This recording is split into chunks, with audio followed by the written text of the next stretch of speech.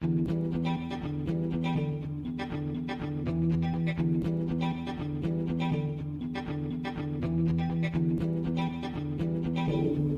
soy Joaquín Rey y esto es Entrevista 21. Abrimos este nuevo año 2020 con el politólogo Carlos Meléndez, quien es además columnista de Perú 21 y con quien vamos a analizar lo que nos deja el 2019 y qué podemos esperar de este nuevo año. ¿Cómo estás, Carlos? Bien, muchas gracias por la invitación. Además hay que decir que estás presentando el 7 de enero un nuevo libro, ¿Quiénes ganaron y perdieron con el 30 de septiembre? Sí, es un conjunto de 4 análisis sobre la disolución del Congreso, desde la perspectiva de la correlación de fuerzas del Parlamento, desde la perspectiva del liderazgo de Vizcarra, desde la perspectiva constitucional, desde la perspectiva de si hubo obstrucción o no hubo obstrucción en el Congreso Pepe Causa fujimorista, ¿no? Entonces, es un conjunto de análisis que lo estamos compilando y que va a salir este día martes, efectivamente. Imagino que es un análisis muy complejo y con muchas capas, pero si yo te preguntara, ¿quién es el claro ganador y el claro perdedor de este hecho? ¿Qué dirías? Bueno, el ganador claramente es Vizcarra, ¿no? Es el presidente que ha logrado imponer su agenda, que ha logrado imponer su estilo, pero un estilo sintonizando con el clamor popular. Un clamor no necesariamente institucional. Un clamor, vivimos ya el afianzamiento de una cultura política reñida con la institucionalidad, en la que vemos la disolución del Congreso como un hecho natural, como parte de las reglas de juego de la política peruana. Llevamos 2-3 generaciones que hemos visto como un hecho más, como parte de las reglas de juego, como parte de lo permitido en el Perú, cerrar el Congreso. El año 92, el Congreso del año 2000, que el mismo Fujimori tuvo que cerrar, el Congreso del año pasado, son ya datos de... Pero no hay una diferencia política entre esos cierres y este cierre que está, digamos, amparado en un mecanismo que sí está en la Constitución. Sí, por supuesto que hay diferencia. Lo que digo, el efecto en la cultura política de la gente, ¿no? En la cultura política de la gente ya dan como un hecho, algo así como que vemos otros países de la región que tienen caídas presidenciales, que es lo habitual dentro de Ecuador o dentro de Bolivia, caídas presidenciales. Bueno, en el Perú no es lo habitual una caída presidencial, lo habitual es un cierre del Congreso. A eso me refiero, algunos un cierres legítimos, otros no, obviamente, otros dentro del caudal constitucional, otros de manera autoritaria, pero finalmente es parte ya de la regla de juego de la política peruana. ¿Y tú dirías que como consecuencia de este proceso la institucionalidad de nuestro país o la fortaleza de nuestra democracia se ha visto afectada de alguna manera negativamente? Es que un cierre del Congreso no resuelve los problemas de fondo de la ciudadanía. O sea, te calma a la gente, deja a la gente pues, con un ánimo de satisfacción, de revancha, de un desquite de la pobre representación política. Pero luego de eso, ¿qué? Luego de eso no construye una nueva representación política y es lo que vemos ahora. Y yo creo que el Congreso que se viene, además, va a ser un Congreso menos representativo del que el Congreso que se ha cerrado. ¿Por qué lo crees? Por una razón fundamental. El voto inválido está creciendo en el país y no nos estamos dando cuenta de eso. En la elección del 2016, el voto inválido en las parlamentarias fue del 35%. El segundo puesto entre los votos emitidos, el primer puesto fue la Fuerza Popular, el segundo puesto fue el voto nulo. Entonces, el Congreso anterior fue un Congreso que no representaba a la gente en parte porque más de un tercio de los peruanos votaron de manera viciada o manera en blanco por el Parlamento. Y ese porcentaje, que es de un 35% en 2016, aparentemente va a ser mayor este año. Puede ser en esta elección de fin de mes, puede ser de un 40%. Ahora, eso llama la atención porque la disolución del Congreso generó un gran interés, la gente se involucró mucho y eso contrasta con el aparente desinterés que ha provocado esta elección. ¿Cómo explicas ese contraste? Porque es el desquite, es la forma de que es una válvula de escape de tanta insatisfacción, de tanta crisis de representación acumulada, pero no es constructiva en el sentido de que ahora el voto viciado, la gente que está en contra del establishment, ha aumentado. Imaginemos que llegue a un 40%. ¿Ya? Imaginemos que en el peor escenario llegue a un 50%. Eso te está generando un efecto en la representación y la distribución de escaños del próximo Congreso. El próximo Congreso va a sobrerepresentar minorías. ¿Ya? Grupos políticos que tienen el 10% van a tener más de 30 parlamentarios. Ese es un problema de fondo de nuestras reglas de juego. Y que obviamente vamos a tener un Congreso con acción popular más fuerte de lo que es, con una fuerza popular que todos saben lo desprestigiado que está el fujimorismo, con una representación más grande. Vamos a tener un partido morado que es un partido novato, es un partido nuevo que en su primera postulación va a ser la segunda o la tercera fuerza política. Entonces, este sistema actual como está tergiversando la representación. Vamos a tener minorías fuertes en el sentido de sobrerepresentación. Entonces, ¿qué pasa con la gente que ha votado viciado? Con la gente que ha votado nulo, con la gente que no ha votado por ninguna de estas opciones. ¿Dónde está la representación de esa gente? Y ese creo que es un problema de fondo de la política peruana. Ahora, pero los partidos que has mencionado tú que tengan muy probablemente una representación en el Congreso son, a excepción del Partido Morado, los mismos que estaban en el Congreso anterior, ¿no? Sí. Entonces, surge la pregunta de por qué, si lo que se buscaba era una renovación, la gente no está votando por las otras alternativas. Hay 24 partidos, digamos, y los que van a terminar el Congreso son los mismos que se disolvieron.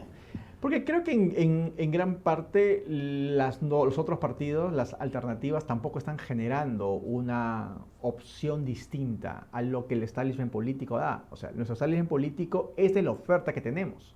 No tenemos otra oferta distinta. No podemos inventar una nueva raza política, por decirlo de un modo, de una elección a otra.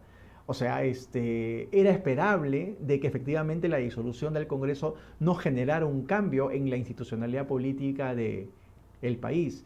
Entonces, lo que ha predominado, si vemos un análisis de las listas, no es la renovación, sino el reciclaje. Porque en un escenario de 4 o 5 meses, no te da para una renovación de cuadros políticos, te da justamente para un reciclaje de viejas figuras que han encontrado nuevas agrupaciones y para que algunos partidos políticos se fortalezcan promoviendo a sus cuadros, que es el caso de Acción Popular, ¿no? Ahora, bueno, hablábamos de un claro ganador que es Vizcarra, pero supongo que el claro perdedor sería la mayoría congresal de ese momento, el fujimorismo. Sí, ¿Qué sí, tan por duro es el supuesto. golpe para el fujimorismo? Muy duro, yo creo que es un escenario muy complicado en la historia del fujimorismo, muy similar al escenario cuando Fujimori abandonó el país, abandonó Perú y se fue para Japón, donde tener a tus dos líderes políticos en la cárcel es duro para cualquier partido político, creo. Espero que el fujimorismo haya aprendido las lecciones del caso. El fujimorismo está un partido debilitado, pero dentro de todo eso, sorprende este voto duro que todavía tiene. Un voto duro que está alrededor, que siempre lo tuvo, alrededor del 8 o 9%. El voto duro del fujimorismo nunca fue más. El fujimorismo fue muy hábil en los últimos años en lograr atraer simpatizantes, en lograr atraer independientes. Pero su voto duro, y hay muchos estudios que se han hecho al respecto, siempre está alrededor de un 8 o 9%. Y eso es lo que logra mantener. Es una minoría, pero quizás es la minoría fuerte. ¿Okay? Es la minoría más fuerte que hay en el país. Y en ese sentido, en un escenario de alta fragmentación, de pulverización de opciones políticas, ese 9% le basta para ser un perdedor que no está tan en la lona como algunos creen, ¿no? Ahora, si bien Vizcarra sería un ganador muy claro, no participa en este proceso electoral y en el del 2021 tampoco. Entonces, desde el punto de vista electoral, ¿qué actores políticos que sí pueden participar en 20 y en 21 serían quienes capitalizarían estos réditos? Salvador del Solar, sin duda, el que aparece hoy por hoy en las encuestas como mayores simpatías. Si no hubiese sido por el cierre del Congreso, si no hubiese sido por su paso por la PCM, hoy día Salvador del Solar pasaría a la historia como un ministro de Cultura más, pero no lo es.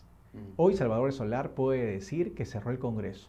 Y cerrar el Congreso en el país da réditos políticos. Miremos a Alberto Fujimori. Son circunstancias distintas, pero tener el gesto, aparecer como el protagonista de un cierre del Parlamento, te genera, sintoniza precisamente con ese sector de la población que está en contra de la representación política que se ofrece.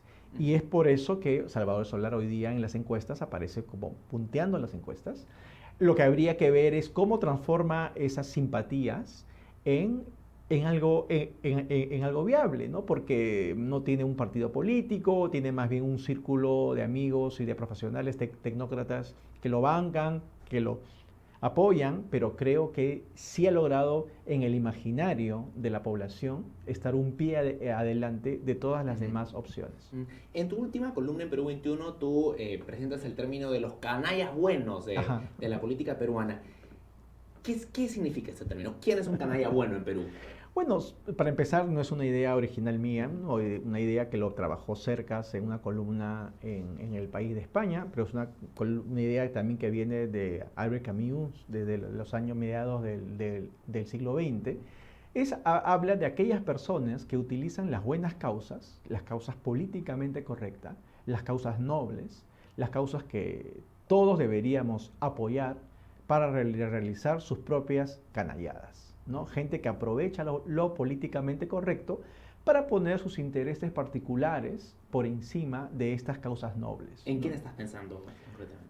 No quiero poner en nombres en particular, pero yo creo que sí, a través del fortalecimiento de la democracia, de causas como la equidad de género, de causas como la reforma política o la reforma de justicia, causas nobles que hay que empujar como la lucha anticorrupción, hay personajes que están llevando agua para sus propios molinos. Ojo, con esto no estoy justificando a los malos canallas que hay, y he insistido, dentro del fujimorismo, dentro del poder judicial, dentro de la clase política corrupta, ¿ok? Estos siguen siendo canallas, pero hay que advertir que las buenas causas también pueden cobijar lamentablemente a gente que aprovecha estas causas nobles. Y es un llamado, es una advertencia para que la gente esté alerta de que cuando estamos ante personas que buscan el bien común o cuando utilizando estos pretextos llevan agua a sus propios molinos, ¿no? Pero si una persona busca el bien común y en el proceso gana réditos políticos, ¿cuál sería el problema en eso? Ahí no hay ningún problema. El problema es cuando lo utiliza para, por ejemplo, atacar a rivales personales. Ajá. Cuando lo utiliza para ganar dinero de manera ilegal. Cuando lo utiliza para destruir o eliminar a enemigos políticos, por ejemplo. Ahí está el problema de fondo, no en el prestigio propio. Una cosa es, obviamente, hay que utilizar las buenas causas para construirse como profesionales que puedan además ganar en su propio prestigio y en un desarrollo personal. Ahí no hay ningún problema. El problema es cuando tienen agendas subordinadas a estos intereses. De acuerdo. Este ha sido un año también, el 2019, marcado por la judicialización de la política. Tú has sido crítico en algunas oportunidades del trabajo del equipo especial Lavallato, pero digamos que en el saldo, si uno ve a Perú en relación a otros países, sí la justicia se ha metido con personajes poderosos, del sector privado, del sector político en general. ¿No reconoces por lo menos un nivel de avance en ese sentido? No, sí, yo creo que hay avances. Y no he sido crítico con el equipo Lavallato, sino he sido crítico con el uso de la opinión pública al momento de llevar adelante estas causas judiciales. En el equipo de Lavallato lo único que te puedo decir es que uno tiene que manejar varias hipótesis al momento de llevar adelante. Es una cuestión metodológica. Mi crítica quizás al equipo de Lavallato es metodológica.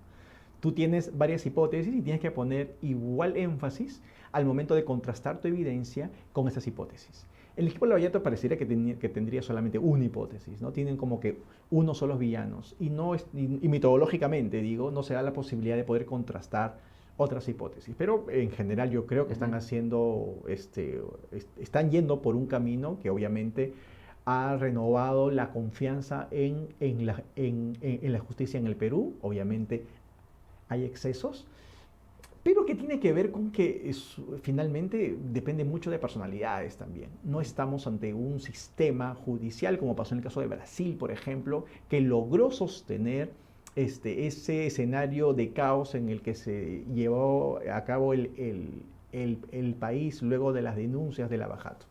En el caso de Perú no estamos ante una respuesta institucional del sistema de justicia, estamos ante respuestas individuales, respuestas de personas, que obviamente las personas, como no tienen checks and balances, como no tienen equilibrios, pueden cometer algunos excesos. Ahora, mi crítica a la lucha anticorrupción en general más bien tiene que ver por el uso de la opinión pública como el capital político para hacerlo, lo cual también es comprensible. Si no tienes respaldo institucional, si no tienes respaldo de partidos políticos, si no tienes respaldo de donde los actores políticos en el país son débiles, la opinión pública termina siendo en el principal capital en el que se apoyan todos los que quieren hacer algo en el país. ¿Incluidos los jueces? Jueces, fiscales, presidente, ¿no? Todos aquellos actores políticos. Estamos pues en un escenario de post-colapso partidario, donde no hay capitales, donde no hay recursos políticos, no hay donde afianzarse. Entonces tu único capital no es un partido, no es un grupo empresarial, quizás tampoco sean ONGs, que en el fondo también son bastante débiles algunas, otras no. Entonces tu punto de apoyo tiene que ser la opinión pública. Entonces la opinión pública termina siendo justamente el pilar en el cual se ponen aquellos que quieren hacer algo por el país, desde el Ejecutivo hasta el Poder Judicial. Y la opinión pública en este año, de alguna manera, ha puesto entre ceja y ceja a las élites en general, ¿no? Las élites empresariales, por lo que ya sabemos, las élites políticas tradicionales, incluso la prensa, digamos, ¿no? Entonces, hay un riesgo ahí de que todas las élites del Perú estén ahora como cuestionadas, porque tienen que haber élites, en todos países las hay. ¿Cuál es el riesgo de que ahora todas las élites estén cuestionadas? El riesgo es que no hay recambio en esas élites, que las nuevas generaciones de CEOs, las nuevas generaciones de jefes de los partidos políticos terminan reproduciendo los males de las viejas generaciones. La gente obvia, yo creo que es una gran lección para el establishment peruano, no solamente político, sino económico, eclesial. Hay un gran tema también de valores que está valores morales que está en la discusión en el país. Yo creo que vivimos, el tema en el Perú es que ese cuestionamiento a las élites no está movilizado, ¿no? Y es la movilización lo único que aparentemente podría hacer cambiar y entrar a la razón a las élites de enmendar sus errores, ¿no? En Chile las élites sí han acusado de golpe por las movilizaciones que vemos. En Colombia también por las movilizaciones que vemos. En el Perú, nuestra calma chicha, lamentablemente, hace que a pesar del desprestigio de las élites no tomen nota de las lecciones que deberían hacer. Y eso lo que va a hacer es que se va a seguir reproduciendo, lamentablemente, y va a generar una suerte de impunidad. ¿Qué quieres decir con calma chicha? Que el peruano no se moviliza. El peruano promedio no tiene los componentes ni la estructura de comportamiento político que le puede llevar a una gran movilización como vemos en otros países de la región. Hay muchas causas que explican esta alma chicha que tenemos todos los peruanos. Uno de ellos, y es la variable que yo creo que tiene más importancia, tiene que ver con la informalidad, ¿no? Muchos peruanos no le deben nada al Estado. En una racionalidad entre tú dices, tengo que salir a protestar contra el Estado y tengo que buscarme el cachuelo para la sobrevivencia cotidiana, la racionalidad del peruano promedio es, ok, es inútil la protesta y voy a salir a buscar el cachuelo cotidiano. Ese razonamiento no solamente es de las clases populares, es también de una clase media, que es una clase media también informalizada, y también ese razonamiento de las clases altas, en algunos casos. ¿Y crees que eso es lo que explica la diferente respuesta en Perú a, por ejemplo, lo que se ha dado en Chile? Ese es uno de los factores. Ese es uno de los factores. Otro, obviamente, también tiene que ver con el tema de de tener tantos políticos en la cárcel, a tanta parte de la clase empresarial en la cárcel. Y otro tiene que ver con la propia debilidad de los políticos en el Perú. O sea, si el Ejecutivo, porque lo que ha pasado en la región es porque tanto Piñera como Duque son presidentes fuertes, que quisieron llevar adelante grandes reformas. Equivocados o no, quisieron llevar adelante algunas reformas y la gente reaccionó, pero que ellos empujaban hasta el último momento esas reformas. En el Perú tenemos un presidente, un ejecutivo débil en ese sentido, que no va a llevar adelante algunas reformas que necesita el país, y cuando lo hace, retruca con mucha facilidad. O sea, ¿cuán débil será este presidente que ha perdido 3 ministros sin tener Congreso al frente, ¿no? Un claro ejemplo de esto es la ley Pulpín, por ejemplo. No es una cuestión de Vizcarra, es una cuestión de la institucionalidad política en el país, donde el Ejecutivo quiso llevar adelante una reforma en materia laboral juvenil y con movilizaciones que no fueron para nada comparables con las que vemos hoy en otros países, se tuvieron que echar para atrás en esas reformas, ¿no? Hay varios factores. La debilidad de los ejecutivos tiene que ver, como mencioné también, la lucha anticorrupción, al ver tanto político en la cárcel, pero yo creo que el principal factor estructural que explica esta calma chicha que tenemos en el Perú es la profunda informalidad. Los niveles de polarización política en Perú son más altos que en ningún momento reciente, en todo caso. ¿Tú tienes la esperanza de que en algún futuro cercano los polos opuestos en política puedan sentarse y dialogar y crear consensos? Soy pesimista al respecto. Lastimosamente, estamos construyendo una grieta, estamos construyendo una gran división. Pero esto me parece que además es un fenómeno global, la verdad, para ser franco. O sea, tú tienes gentes de diferentes simpatías políticas que no pueden conversar, que no pueden verse. Hay un fenómeno que ha aparecido en Chile, que ya lo vemos acá también en el Perú. En Chile se llaman funas. Son esta suerte de scratches, son manifestaciones organizadas por portátiles, diríamos en el Perú, para ofender públicamente a gente que piensa distinto a nosotros. Lo que hemos visto, el tipo de actitud que hace este grupo que se autodenomina la resistencia, por ejemplo, es un tipo de manifestación de intolerancia, ¿no? Hacia personas que piensan distinto. Ojo, también se ven desde el otro lado, ¿no? Pero ese tipo de manifestaciones, si empiezan a escalar a mayor nivel, a mayor frecuencia, que pasa en Chile esto pasa además con candidatos, con políticos de prestigio, con políticos de izquierda, o con el mismo presidente, grupos de ciclistas que un fin de semana van a la casa del presidente para humillarlo, ¿no? Entonces, no es un fenómeno, por eso digo, lamentablemente soy pesimista al respecto porque veo como un fenómeno global, un fenómeno que tiene que ver con la sanción pública, la sanción moral, a través utilizando redes sociales para poder publicitarlas, ya que a través de los medios tradicionales no se puede hacerlo a veces, ¿no? Pero ¿cuál debería ser la respuesta responsable de los políticos ante esta polarización extrema de la que toma parte también el presidente? Sí, fijarse puntos en común, puntos en los que pueden llegar a acuerdos que estén más allá de las conveniencias políticas. O sea, por ejemplo, el presidente puso el tema de la reforma judicial y la reforma política. Yo no sé si lo puso porque efectivamente el Perú requiere, como sí lo es, una reforma judicial, una reforma política, o lo puso en el debate para debilitar a sus opositores. Yo creo que tenemos que encontrar esos puntos en común que vayan más allá del debilitamiento y de la ofensa y de las pullas a tus rivales políticos. Es la única manera que podríamos trascender. Y yo creo que hay temas que sí ameritan eso. La lucha contra la informalidad, las políticas previsionales, las políticas en los sectores sociales como salud, por ejemplo.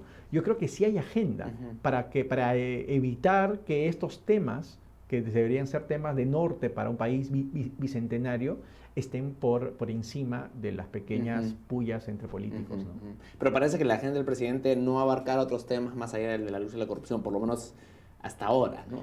¿Va a cambiar algo el año y medio o un poco más de año y medio que le queda a Vizcarra? ¿Puede haber algún cambio o vamos a seguir más o menos en esta suerte de senda predefinida? Yo creo que no, porque estamos ante un político que ha sido socializado. Uno de los artículos del libro que voy a presentar en estos días, que es el artículo que yo escribí, cuyas principales ideas las que desarrollé en las columnas de Perú 21, por cierto, es cómo está formateado Vizcarra, ¿no? Cómo se socializó políticamente alguien como Vizcarra. Los libros que han salido sobre sus biografías ven el plano de vista más personal. Sí. Yo lo que he puesto de vista es cómo las instituciones de la política subnacional han formateado el liderazgo de Vizcarra. Y si vemos en la política regional, es una política muy desconfiada. Es una política de revocatorias, de vacancias, donde tu brazo derecho es tu principal rival político, porque te puede traicionar, te puede vacar, ¿no? Vizcarra proviene de esa política. Proviene de esa política y entiende la política de esa manera. Entiende la política, además a nivel subnacional tampoco hay reelección. Entonces se entiende la política como algo bastante efímero, el poder como algo efímero, como algo que hay que utilizar en el día a día y que no puede perpetuarse, porque así funciona la política en el interior del país. Y por lo tanto, otro elemento más de la política regional es lamentablemente la debilidad de las tecnocracias regionales.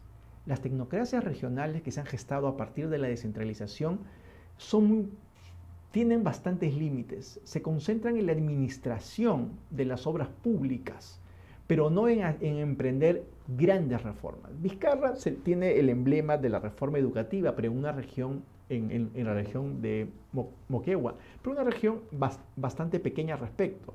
Pero no han logrado reeditar esas grandes reformas a nivel del Ejecutivo. ¿Por qué? Porque está formateado para administrar la mediocridad de la administración en obras públicas. No está formateado en pensar en grandes políticas públicas, ¿no? En grandes reformas, ¿no?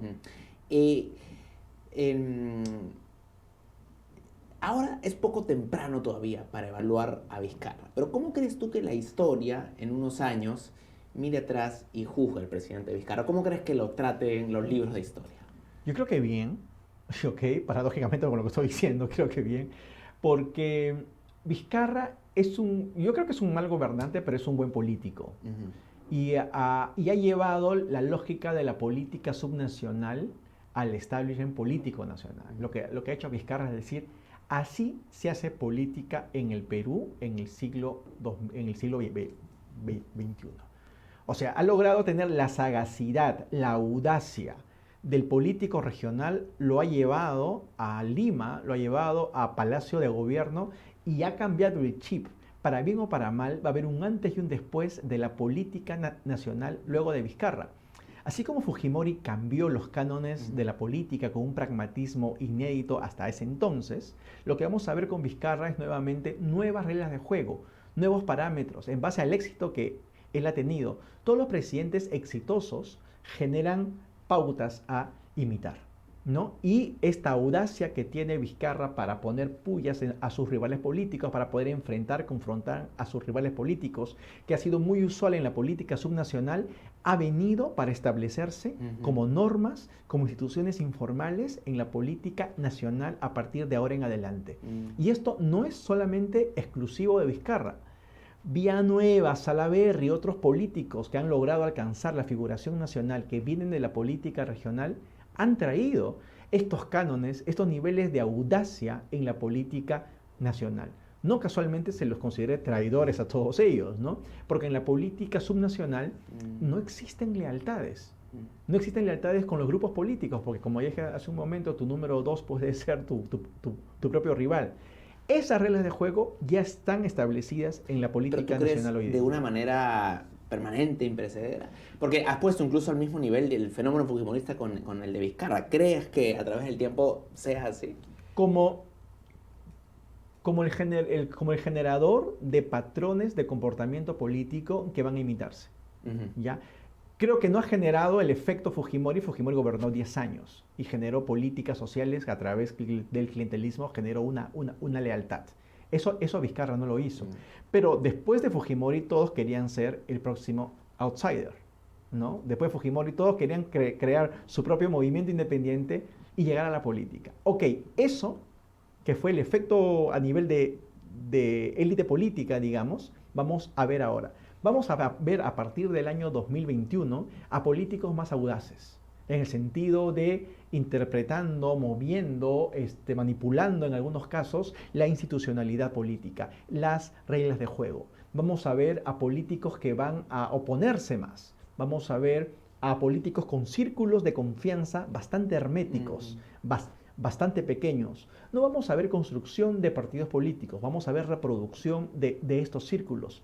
¿Por qué? Porque el modelo Vizcarra, que es el modelo del círculo político, Vizcarra no tiene movimiento regional, no tiene partido político, no tiene bancada. ¿Qué es lo que tiene Vizcarra? Vizcarra ha llevado como ejemplo el modelo del círculo político. Es, yo soy solo, todos son mis subordinados y todos generan una muralla que me protege. ese tipo de modelo político que es exitoso por los niveles de popularidad que tiene Vizcarra, se van a reproducir de ahora en adelante. En ese sentido va a tener el efecto que yo preveo en la próxima política del 2021. Ahora, estamos bastante cerca del bicentenario. ¿Hay razones para ser optimista? Porque tu visión es un poco pesimista, la verdad. Sí. Pero si tuvieras que decir cuáles son las razones para ser optimista por el futuro del Perú, ¿qué dirías? Bastante complicado. Yo creo que el Perú ha logrado a pesar de sus crisis políticas, ha logrado demostrar que tiene los recursos naturales, los recursos de la fuerza laboral, los recursos de la creatividad que permiten que la economía no sufra tanto a pesar de tanto ruido político. Mi única razón de optimismo en el Perú es que es el trabajo de la gente y son los recursos que contamos en el Perú para llevar adelante a pesar de los ruidos políticos. Si la política sintonizara más con la dinámica económica de la gente, con la dinámica cotidiana de la gente, con la vida, con los circuitos económicos y sociales que hay en el interior del país, yo creo que seríamos mucho mejor país de lo que hemos construido hasta ahora. Y hay que recordar lo siguiente, ¿no? Hace 30 años, este país, nadie daba un centavo por este país. Hace 30 años éramos un estado fallido. Y miren en lo que nos hemos convertido hasta hace poco. O sea, hemos sido un país de crecimiento económico ininterrumpido. O sea, si hemos sido capaces de vencer Sendero Luminoso, de vencer el MRTA, de vencer la hiperinflación, que eran realmente problemas estructurales para el país, ¿no? Que no todos los países salen bien de ese tipo de enemigo. Si hemos sido capaces de hacer eso hace 30 años, hoy día nos estamos peleando por un Congreso que no nos gusta, por un Congreso que también es desleal con los valores democráticos. Pero ¿son estos problemas actuales que tiene el país los monstruos que combatimos hace 30 años? Yo creo que no. Entonces yo creo que tenemos que tener un poco más de perspectiva en ese sentido, de poner en la real magnitud los problemas que tenemos ahora, que a veces los asusamos, los creemos que son más de lo que realmente ameritan. Hemos sido capaces de salir de la pobreza, de la miseria y convertirnos en un país viable, pero no damos el salto, no damos el salto a un país institucionalizado, damos el salto a un país que yo creo que sí podemos por lo que hemos demostrado antes, ¿no? Bien, Carlos, muchas gracias. Y entonces el 7 de enero están presentando el libro. Eres coautor con Mabel Huerta, José Carlos Requena, Eric Sablich. Son 4 análisis sobre el cierre del Congreso. Se va a presentar a las 7:30 el martes 7 en Crisol de Óvalo Gutiérrez. Están todos invitados. Carlos, muchas gracias. No, gracias a ustedes. Y un feliz año 2020. Igualmente. Sigan atentos a la programación de Perú 21 Televisión. Con permiso.